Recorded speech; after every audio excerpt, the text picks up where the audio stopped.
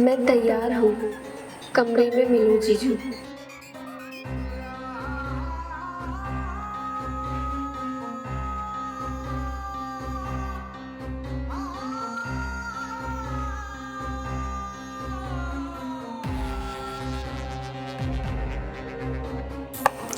क्या हुआ, मेकअप खत्म हो गया क्या?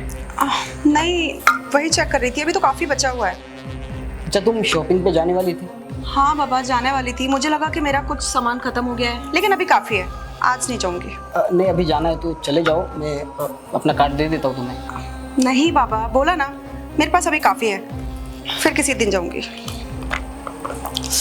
ओह शिट यार। क्या हो गया? अरे एक्चुअली मुझे घर पे बात करना था, बट नेटवर्क इशू आ रहा है। Network issue? यहाँ पे? हमारे घर में तो प्रॉपर नेटवर्क रहता है विशाल। हाँ, रोज आता नहीं, पर पता नहीं आज कैसे आ रहा है, तो ऊपर जाके बात कर लूँ छत पे, शायद वहाँ पे अच्छा नेटवर्क आ रहा हो। अरे जब बात करनी है तो मुझसे पूछना क्या है, जाओ कर लो। हाँ, पक्का कर लूँ ना? मना करूंगी तो नहीं जाओगे क्या? हाँ, नहीं नहीं, तुम तो मना करोगी नहीं ना कभी। ठीक है, जाओ। तो मैं जाता हूँ। हाँ बाबा।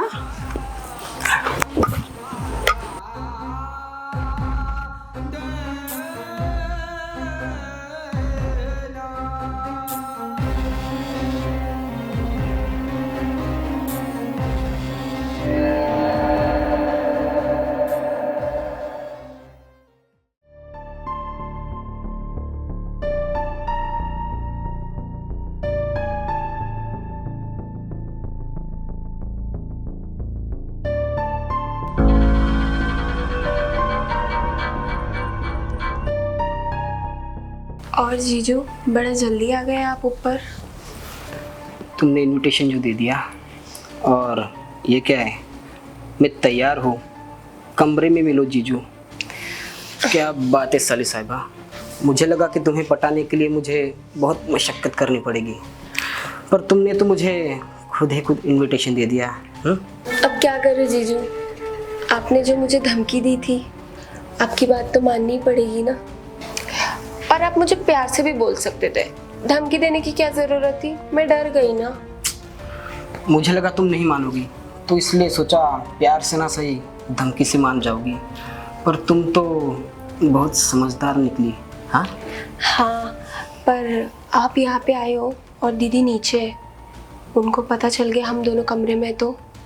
अरे कुछ पता नहीं चलेगा उसको, और तुझे पता है ना उसको मुझ पे कितना भरोसा है। हाँ, पूरी दुनिया से ज़्यादा मुझ पे भरोसा करती हो। हाँ, वो तो मुझ पे भी उतना भरोसा नहीं करती जितना आप पे करती। पर एक बार सोच लो जीजू, अगर हम कुछ कर रहे होगे और दीदी आके पकड़ ली तो। और यार तू बार बार किस मनुष्य का नाम ले रही है? देख मेरे सामने ना उसका नाम मत लिया कर बार बार, एक तो रोज उसकी शक्ल देख देख के क्या बताऊँ अब मैं तुझे।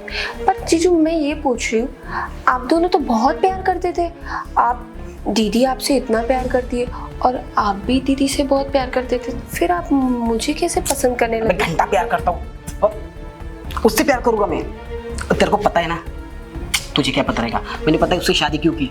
क्यों? अभी सिर्फ दहेज के लिए शादी की है मैंने उससे। क्या बात कर रहे हो? तो क्या, जैसे जब मैं उसे देखने आया था ना, उससे ज्यादा ना मेरे को तू पसंद आई थी। साली भी तो थी उस घर में।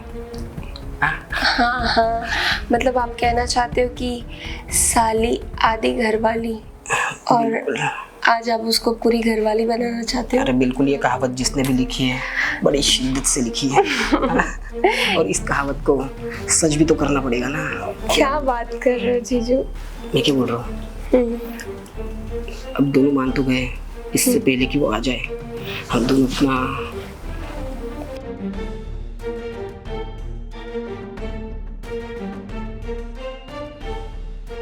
ठीक है, हम अपना काम चालू करते हैं। करें। इसे सच बोलूं, आज तुम ना बड़ी हॉट लग रही हो।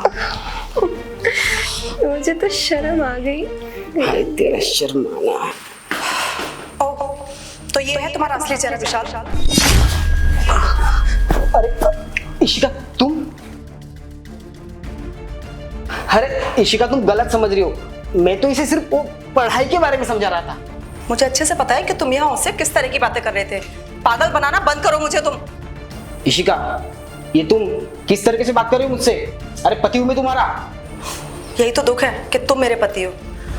भगवान की तरह पूछती थी ना मैं तुम्हें, और तुम क्या कर रहे हो मेरे पीठ पीछे? अरे सब कुछ एक कर दिया मैंने तुम्हारे लिए, घर वालों से लड़ गई, समाज से लड़ गई, कोई तैयार नहीं था हमारी शादी के लिए, लेकिन मैंने मनाया क्योंकि मैं तुमसे प्यार करती थी और मुझे लगता था कि मुझसे भी ज्यादा तुम मुझसे प्यार करते हो, जिंदगी भर खुश रखोगे। लेकिन यहाँ देखो, मेरी बहन के साथ ही चक्कर चला रहे हो। क्या बात है? ये क्या बात कर रही हो इशिका तुम? और क्या प्रूफ है तुम्हारे पास कि मेरा इसके साथ चक्कर चल रहा था? अरे बाबा, मैं तो सिर्फ बात करने आया था इसके साथ। अब तुम खुद ही पूछ लो इससे, बताओ ना। तुम मर्दों की गलती पता है क्या है कि तुम लोगों को ना हर बात का प्रूफ चाहिए होता है, और जानती थी कि तुम भी मुझसे प्रूफ मांगोगे, क्योंकि आज मैं तुमसे ऊंची आवाज में जो बात कर रही हूँ। ये देख रहे हो क्या है? फोन। ये रहा प्रूफ। एक मेरे पास था और एक यहाँ तुम्हारे बेड पे ऑन। तो इस रूम में जितनी भी बातें हुई है ना, सो कॉल्ड, जो अभी तुम बोल रहे थे, तुम इसे पढ़ा रहे थे, सारी बातें सुनी है मैंने। तो इसलिए अभी अपना इनोसेंट फेस बनाना बंद करो, समझे? ये क्या बोल रही हो तुम इशिका? जीजू बस, बहुत हो गया। अरे अब तो झूठ बोलना कम करो, अब तो पकड़े गए हो। और वैसे भी मैंने दीदी को ना सब बता दिया था, आप मुझे कैसे छूते थे, कैसे कमर पे हाथ लगाने की कोशिश करते थे, जो आप ये सब करते थे ना, वो सब मैंने दीदी को आज सुबह ही बता दिया। और ये मेरा और दीदी का ही प्लान था कि फोन चालू करके आपकी सारी बातें उनको पता चले।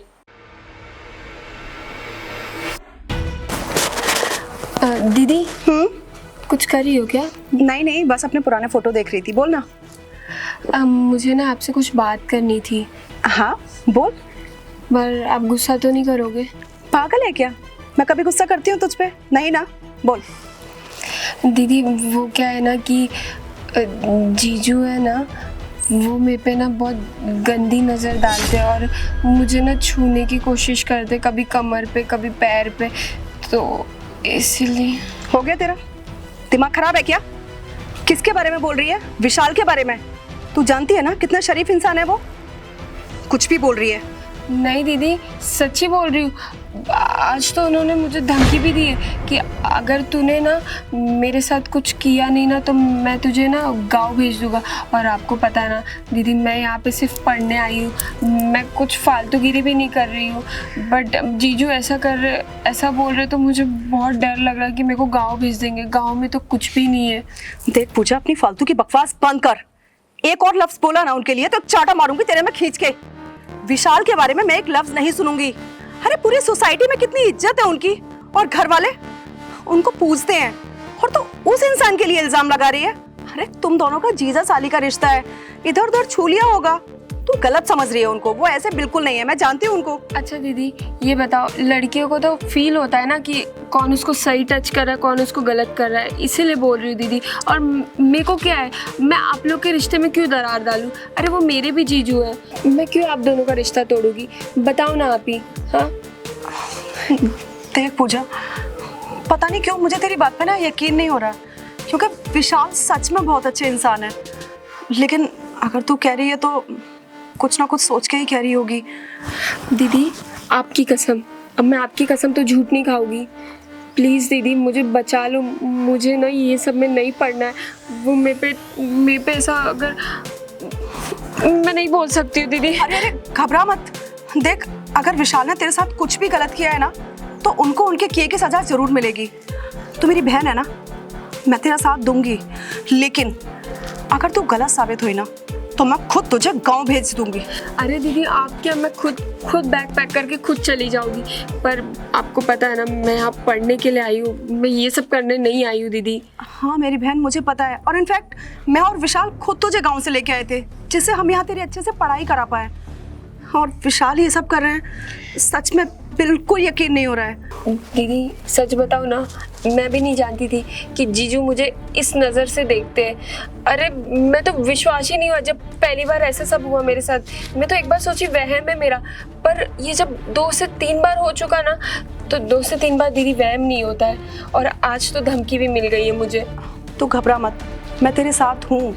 और सच में अगर विशाल गलत है ना, तो उन्हें अब मैं नहीं छोड़ूंगी। थैंक यू दीदी मुझे समझने के लिए। मैं जाती हूँ। हाँ तू जा। Thank you. अब चुप क्यों तुम विशाल? इतनी देर से तो तुम्हें प्रूफ चाहिए था। तुम इसे पढ़ा रहे थे, बहुत सारे बहाने बना रहे थे, अपना ये भोला भाला चेहरा देख के मुझे पागल बना रहे थे। अब बोल पाओगे कुछ? नहीं ना, क्योंकि अब तुम्हारी चोरी पकड़ी गई है।